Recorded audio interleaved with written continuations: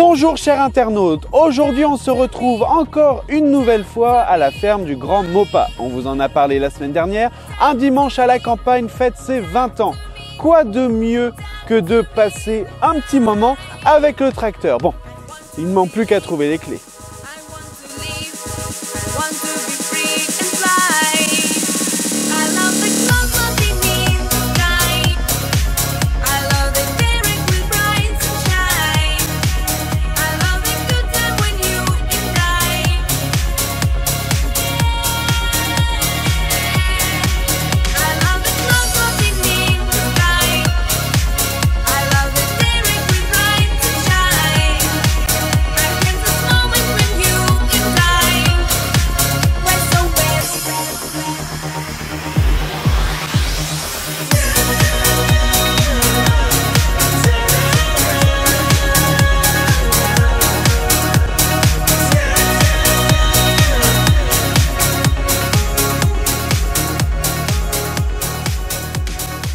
Oui, donc je me surnomme Dakota, qui est un nom qui m'a été donné dans le milieu motard, où j'ai vu des sculpteurs à la tronçonneuse. Ça m'a inspiré et pour occuper la retraite, j'ai décidé de m'acheter des tronçonneuses et de faire des sculptures.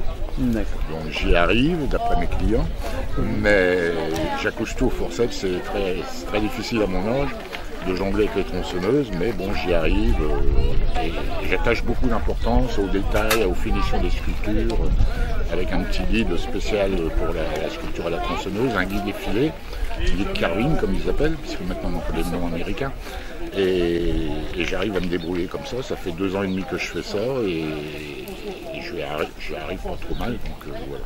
D'accord. D'où vient un petit peu cette inspiration de faire des chouettes, des animaux? J'ai toujours su dessiner.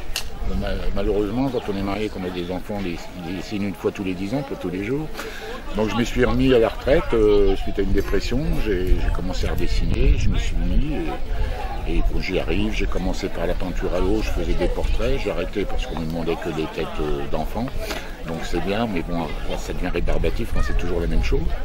Et après, je me suis mis à la sculpture à la tronçonneuse. J'ai essayé un peu tout, sculpture sur verre, terre sans cuisson. Et le bois, ça me va bien parce que c'est un matériau vivant. Et voilà, on peut se servir des lignes de force du bois. Et c'est ce qui m'intéresse. D'accord. Alors, est-ce qu'il y a une technique particulière pour ce genre de sculpture? Il y a des petites choses, des petits mouvements à savoir. Bon, j'ai rencontré un vice-champion de France de sculpture à la tronçonneuse. Alors que ça faisait 1 an que j'en faisais, j'ai demandé des conseils, il m'a dit vu ce que tu fais maintenant, il dit t'as plus qu'à t'en manger. Donc il dit j'ai plus rien à t'apprendre. Mais je regarde quand même, il a des petites astuces qui permettent pour les finitions, ça me permet de voir y arriver plus facilement sans passer par les galères. D'accord. Et donc pourquoi venir un dimanche à la campagne en particulier? Je viens ici chez Jean-Pierre parce que bon, déjà c'est quelqu'un de très sympathique, ça attire beaucoup de monde parce qu'il est assez connu sur la région. Et je rencontre également d'autres artisans, puisque je m'intéresse un peu à tout, donc ça me permet de discuter, l'échange, de me sortir de la maison, parce que je suis en retraite, pas vieillir trop vite, c'est fatigant, mais bon, ça permet de voir du monde et de rester jeune, si je peux dire entre parenthèses.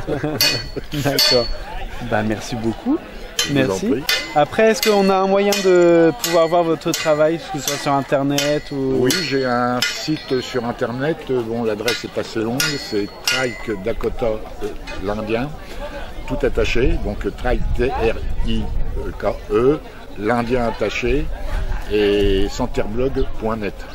Et sinon, on tape sur Internet Trike Passion, parce que je roule en trike, une moto à 3 roues. Et si on marque Trike Passion, en général, on tombe sur mon site.